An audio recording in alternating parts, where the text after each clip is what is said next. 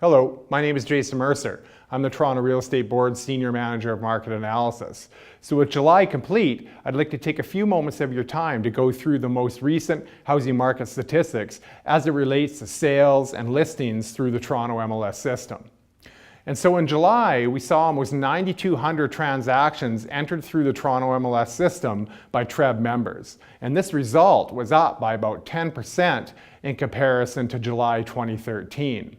Now, it's important to note that we saw year-over-year sales growth for most major housing market segments. And so this points to the fact that there are a lot of households in the Greater Toronto Area looking to take advantage of affordable home ownership opportunities.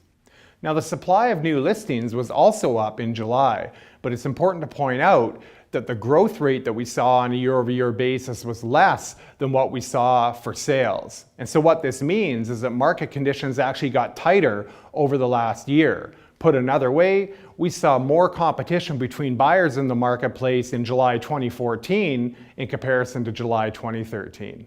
And generally speaking, when we see more competition in the marketplace, that leads to strong upward pressure on the average selling price. And that was certainly the situation in July, with the average price coming in at $550,700 for all home types. And so that represented a 7.5% increase in comparison to last year.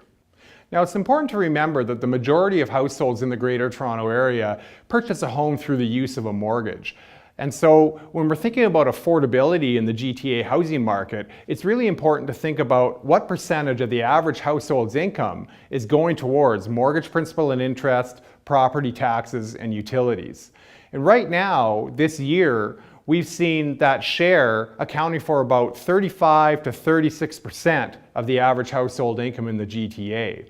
And while this share has crept upwards over the last couple of years, it's important to note that it's still below the 39% ceiling mandated by the federal government when they tightened mortgage lending guidelines midway through 2012.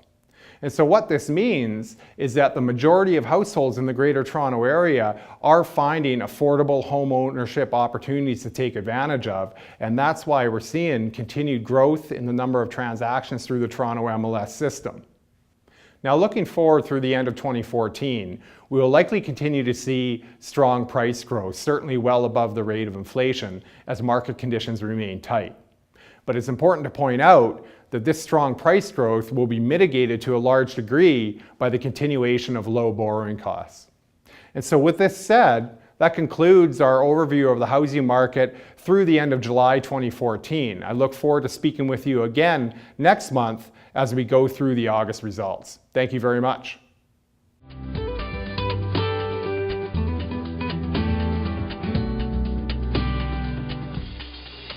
Brought to you by GTA Realtors.